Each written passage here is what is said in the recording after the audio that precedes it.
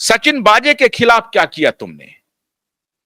मित्रों, ये समीर खान जो नवाब मलिक का दामाद था, आज एकनाथ खड़से का भी दामाद पकड़ा गया पुणे से। और एकनाथ खड़से अब यह आरोप लगा रहा है कि मैं चूंकि सरकार के खिलाफ मुखर रहता हूं, आवाज उठाता हूं, तो सरकार ने मुझे फंसाने के लिए, मुझे मालूम था कि मुझे पहले से कि सरकार मुझे फंसाएगी। मैंने कुछ दिन पहले यह कहा था कि समीर बानखेड़े की आंधी आ रही है इस देश में। उसका तात्पर्य यह था मित्रों, समीर बानखेड़े ने कहा था कि भारत में ऑर्गेनाइज्ड ड्रग का धंधा हो रहा है और यह लाखों करोड़ का व्यापार है, हजार नहीं लाखों करोड़ का। अभी गुजरात के कोस्टल एरिया में सैकड़ों करोड़ के ड्रग्स को डिस्ट्रॉय किया गया। दिल्ली में अभी 50 करोड़ का, 13,000 करोड़ का ड्रग पकड़ाया था कुछ दिन पहले। और आज की खबर में बता रहा हूं आपको, गुजरात और राजस्थान बॉर्डर पर भैंस के तबेले में 50 करोड़ के लगभग इंफ्रास्ट्रक्चर पकड़ाए हैं, जहां ड्रग्स का मैन्युफैक्चरिंग हो रहा था।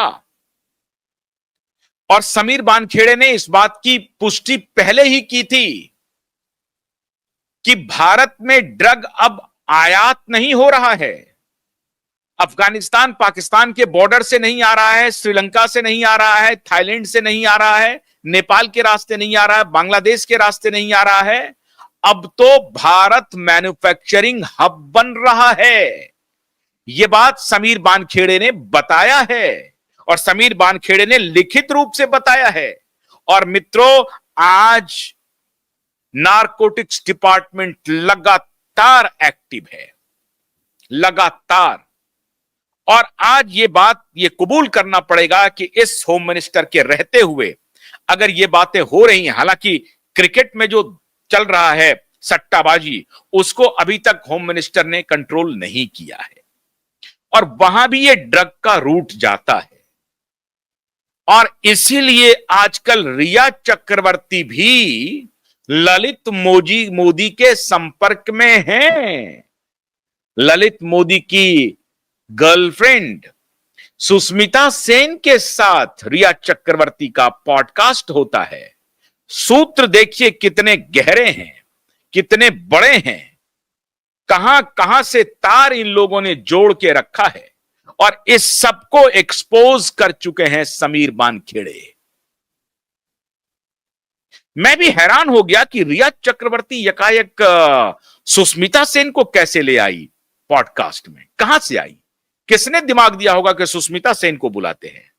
सुष्मिता सेन इसलिए आई पॉडकास्ट में क्योंकि सुष्मिता सेन उसी जो कोटरी है, वो जो पावर गैलरी है, उसकी बहुत बड़ी लाइजनर है, बहुत बड़ी लाइजनर है सुष्मिता सेन। सुष्मिता सेन खुद कह रही है कि मेरे 4-5 सीरियस संबंध रहे हैं और कोई संबंध 4 साल से अधिक चलता नहीं है।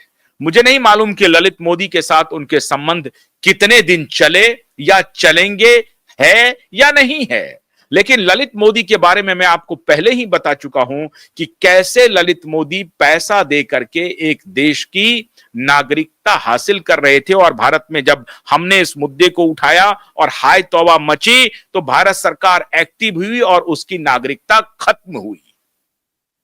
और आजकल वो लंदन की वादियों में घूम रहे हैं विजय माल्या के साथ।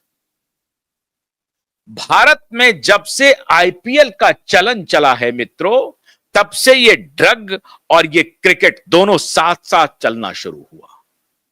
मैं अभी भोपाल की एक वीडियो दिखा रहा हूं।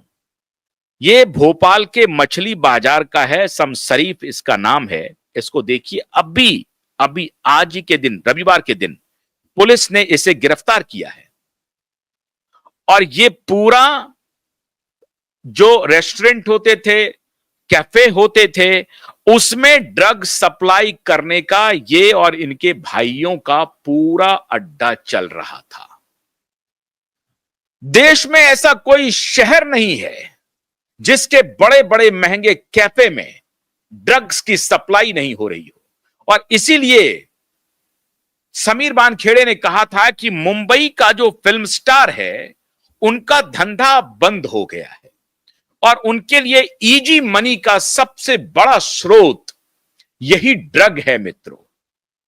और इसीलिए यह धंधा बड़ा चोखा चल रहा है। एक एक ग्राम की कीमत हजारों रुपए में होती है। एक एक ग्राम की कीमत हजारों रुपए में होती है।